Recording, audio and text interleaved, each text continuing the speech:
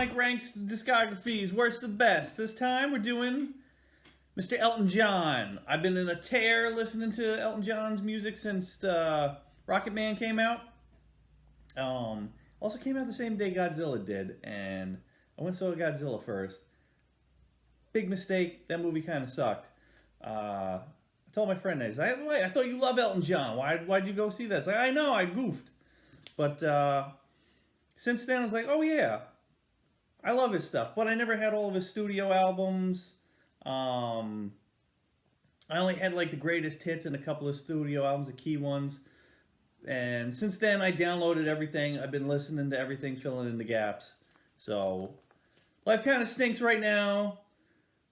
Been a little depressed. Hate my job. Got another job. Said that in another video, whatever. So this has really been, keep my mind at ease, listening to Elton John, getting to some stuff. All right.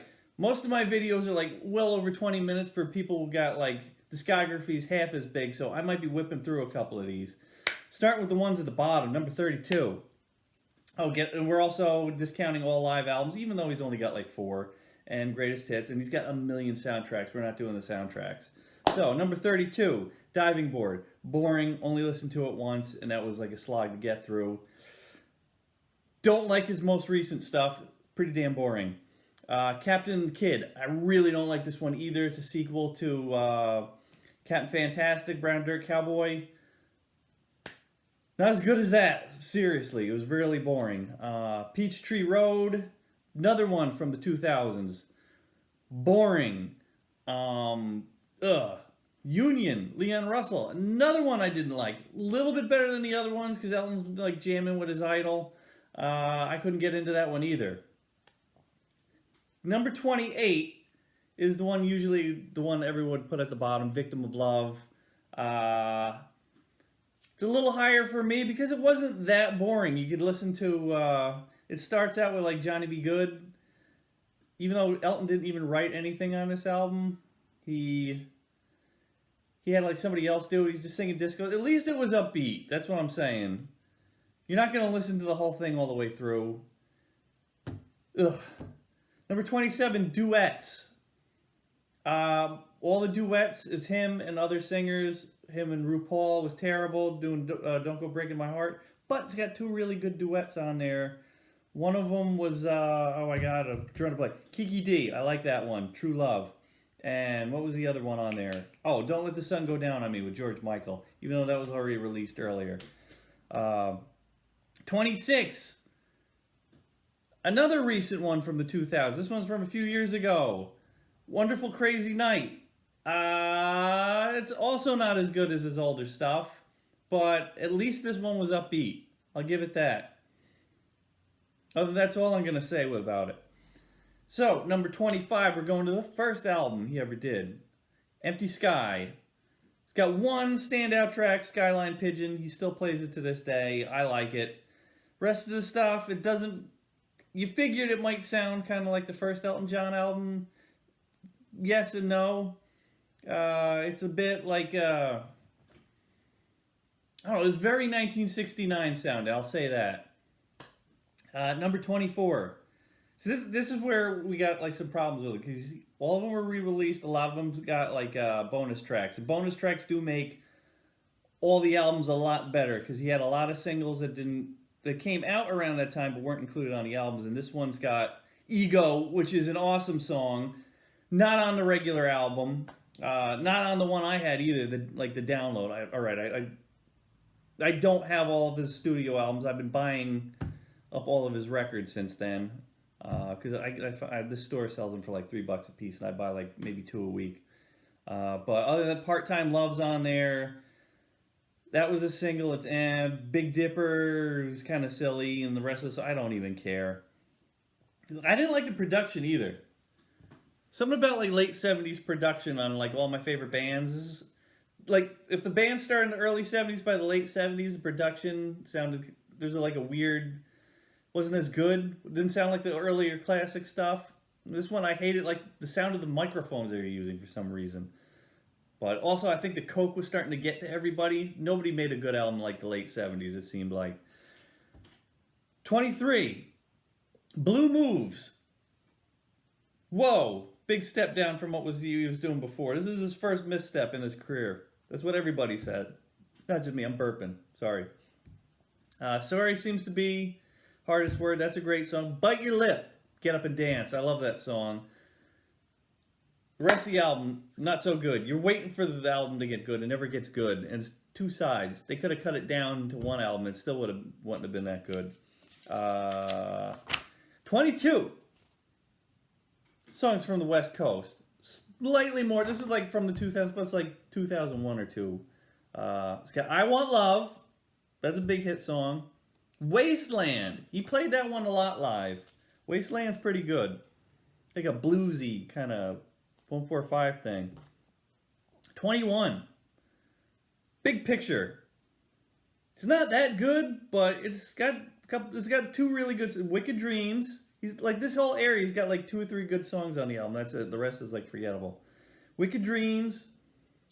Something About the Way You Look Tonight. Total banger. They always played it on the radio all the time back then. Number 20. Believe. That was a great song. And Made in England. Off of Made in England. I forgot to say. 20 Made in England. The rest of it, I don't know. I don't kind of care. A lot of the lower, I just don't. There's always something to listen to on these, but there's a lot I just didn't care about. When I talk about the albums I love, we're gonna go right into it. All right, here's the first, I think, controversial one that I put. Number 19, Tumbleweed Connection.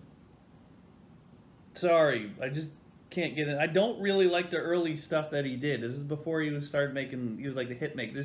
The fans who like the singer-songwriter aspect of him and Bernie Taupin, versus I like the more pop side of him. Like the more recent ones, with him, the singer-songwriter stuff like that, but it was lacking the juice. I did like a remix on one song. I forgot what it was, and I sped up the tempo and I made his voice a little bit higher. It did sound like 70s Elton, but sonically it sounded terrible because I did a whole lot of manipulation on Audacity. It wasn't very good. Tumbleweed Connection, it's all right. No big bangers on it. He didn't even have a single on this one. I know he plays a lot of the songs. He always plays a lot of the early stuff, like live recently. When he's like, come on, give me a couple of 80s songs. He doesn't do it. 18, another one you're probably going to hate me for. Madman Across the Water.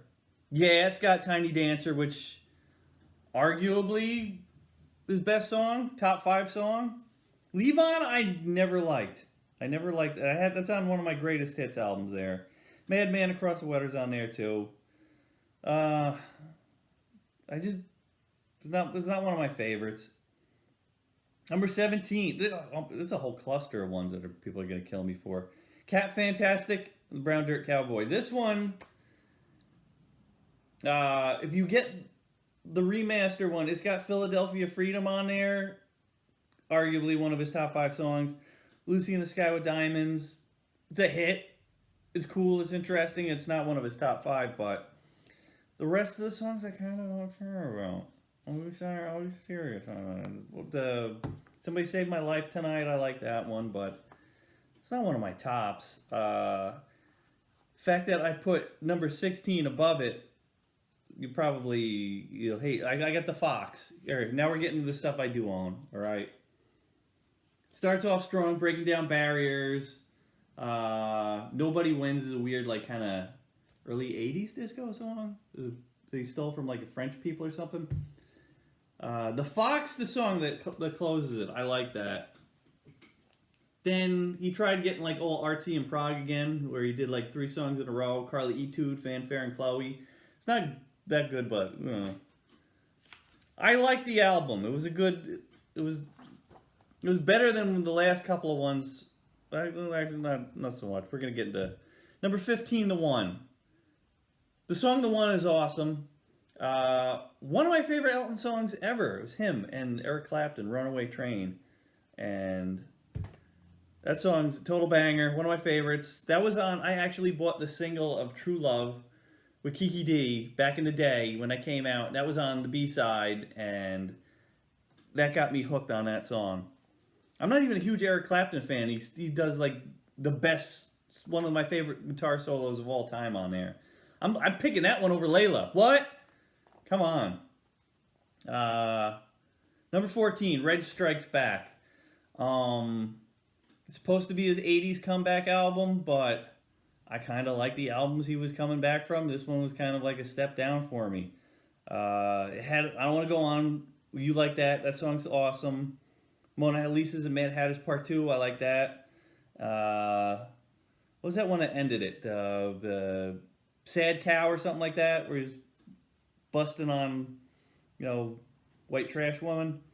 The rest of it, eh. Ugh, I like the cheesier stuff you had before that. More cheesy the Elton, the bit more I like it. All right. I noticed on here I had to scratch and flip some stuff. Number 13, controversial pick. I always do the controversial picks. People also say this is one of the worst. No, this album's fun. Leather Jackets. How could you not have fun listening to this? Heartache All Over the World. That is a cool song. That is a fun song. Angeline. It's got John Deacon and Roger Taylor playing on it. From Queen, my favorite band. Every song on here is fun. It's upbeat. They're silly sounding. They're dated. Even the cover is terrible. Look at the back cover. Awful. But it's a fun album. Your heart is made of stone if you can't. This sounded like. This sounds like walking around in the mall in like 1985 or 6. When did this come out? I think it was 86. Great album. I don't even care. Screw you. Number 12. I hated this album when I first started. I hated the production sound. But this was in my car listening to this. So I just never seemed to change it, and I was like, oh, it's growing on me. Now I like the whole album. 21 to 33. I love this album. Little Genie's the big hit on there, but to me that's one of the weaker songs. Sartorial Eloquence. That should have been a hit, but it's got an awful title called Sartorial. I can't even say it. Sartorial Eloquence. Should be, don't you want to play this game no more? Because that's the damn chorus. Take Me Back, where he does like a 1980 sounding country song. I really like that. Never Gonna Fall in Love Again. That's pretty good. White Lady, White Powder. I thought that song stunk until it was like stuck in my head at work. 2 Rooms at the End of the World. Not so good. But Chasing the Crown starts off real strong. I like that one. All right, where are we at? Number 11. Maybe I put this one too low, but I don't really play this one that much. Elton John, the one everybody in America thinks is the first one. No, because there was Empty Sky. That came out in like mid-70s in America, but I was born in 77, so I don't know the difference. Border Song, Your Song, Take Me to the Pilot, I love. A lot of these he still does live. He does them with the string section and live in Melbourne. 60 Years On, he plays that a lot too. I don't know, it's a little too dour and down. There's not a lot of... I was hoping it was going to sound like Honey Chateau or something when I first got it, but it didn't. Maybe that's what I'm unfairly comparing it to. But you're going to see all the ones up on the high list. They're all like the upbeat pop stuff. Number 10. How dare you? Ice on Fire. Yes, I put Ice on Fire above Elton John. Wrap Her Up. That's a silly song. That was on Greatest Hits, the third one. I like that song. Tell Me What the Papers Say. That is a terrible song, but I like it. Candy by the Pound. That's a terrible song, but I like it. But you got to say it's more fun than the 2000s Elton. Cry to Heaven. That's a cool ballad. Nikita's on there. Everybody knows Nikita. Shoot Down the Moon got rejected for James Bond, View to a Kill. Sounds like it should have been in there. Not the title song from, like A View to a Kill by Duran Duran. It's not as good as that, no way. But it could have been like an end credit or something. Where are we at now? Number 9. This is about where it should be. This is Elton's real comeback for the 80s. Jump Up. First I heard it, I was like, it's not that good. No, listen to it a million more times. You'll get into it. Dear John, that starts out strong. That's a good, rocker. Spiteful Child, that's a good rocker. Or like, mid-rocker. Ball and Chain. Boy, Pete Townsend, he's playing on that. Legal Boys, I don't know. That's where him and Tim Rice. It's too wordy. It sounds like it would be in a musical. Not a big. I Am a Robot is stupid, and I love it. Blue Eyes, that's good. Empty Garden's a banger. Princess, I don't really like. Where Have All the Good Times Gone? Look for the rocked up version that did not make the album. That should have been on there. If that was on there, this album would be probably top 5 for me. All Quiet on the Western Front. Sounds like a Christmas song. Even though I think it's about the end of World War I. Sounds like about war. It should be. That's, there was the movie about that. That's good. Ends really strong. Boom. Where are we at now? Number 8. This is another one. I don't know how to fairly put this because I get the bonus tracks one and then you get the Rock of the Westies. Got a good medley, starts out. Island Girl, love that song. Grow Some Funky of Your Own, I love that song. Feel Like a Bullet in the Gun of Robert Ford, I like it. That's on Greatest Hits also. But Don't Go Breaking My Heart is on the bonus version. And that's an all-time top 5 song. Did I already say that like more than 5 times? I don't know. But cool, upbeat, fun record. Love it. Love it, love it, love it. That's some of the best 70s Elton. What do we got after that? We got Caribou, number 7. All fun. Bitch is back. Love the song. Don't Let the Sun Go Down on Me. That's good. He's got a whole bunch of Dixie Lily. That's fun. I like it when he did weird other genre songs. Like Dixie Lily sounds like riding down, what is it, the Mississippi on a steamboat. That's what weird stuff like that. He stopped doing that in the 80s and especially the 2000s. He started doing that stuff again. I shouldn't be ragging too much because that song he did for Rocket Man, that song was really good. What the hell? The one he did with Taron Egerton. It'll come to me later. I'm just going to put the little caption on the bottom of the screen. Where are we at now? Oh. Should be higher, but I got some gripes about it. It begins and ends with a thud. All right, number 6. It should be a little bit higher, but they started this album off with one of the worst songs they could possibly ever start the album off with. I'm thinking album Too Low for Zero. Coldest Christmas starts this album off? Are you serious? About guy telling his kids mom and dad are getting divorced. And then the next song's I'm Still Standing. No, the beginning of the album should be I'm Still Standing. Come on. Come on.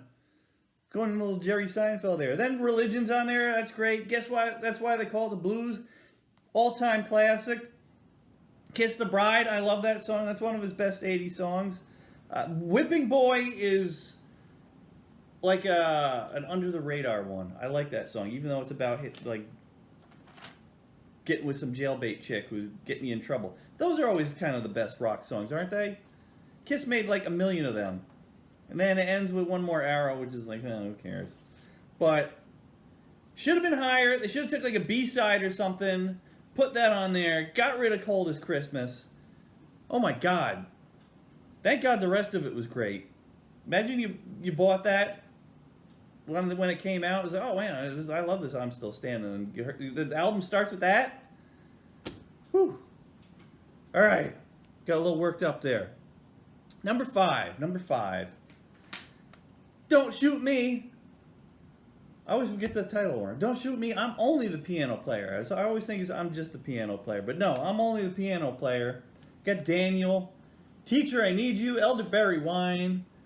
Midnight Creeper's a good one. Have Mercy on the Criminal. That's a great one.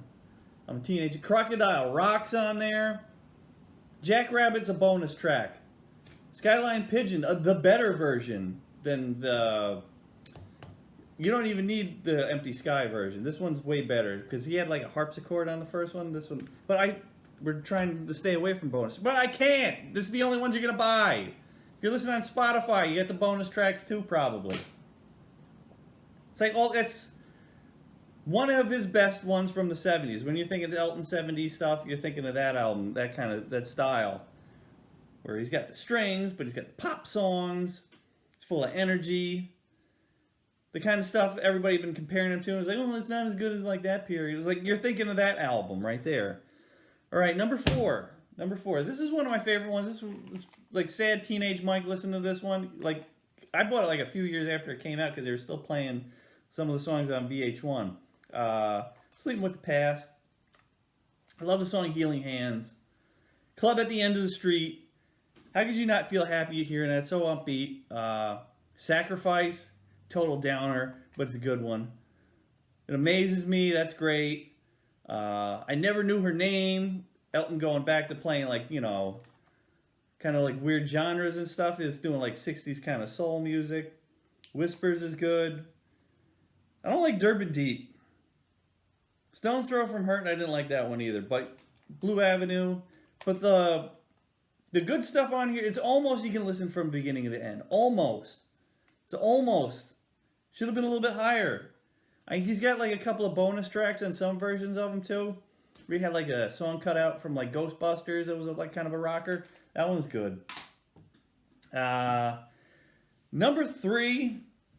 Other people are probably going to say I put this way too high, but you can listen to this album from beginning to end. Too Low for Zero had bigger bangers on it, but this one I like from beginning to end. I also got my favorite Elton John song. Sad Song, Say So Much. I'm going with Breaking Hearts. Restless is good. Slow Down George. Yeah. Who Wears These Shoes? That was on that Greatest Hits album I got. Everything goes back to the Greatest Hits 3 that I bought. I think that was the first Elton album I ever got. Back in high school. Little Refrigerator, another 80s rocker. That's probably one of his last like pure rock songs too. 1984. Like there wasn't really any on the next two. And Passengers, that's a good song. I know that was a hit in like England. In Neon's good. Burning Buildings good. Did He Shoot Her? See what I mean? Sad Song, Say So Much finishes it off. Every song on there's nothing to skip. It's all pretty good.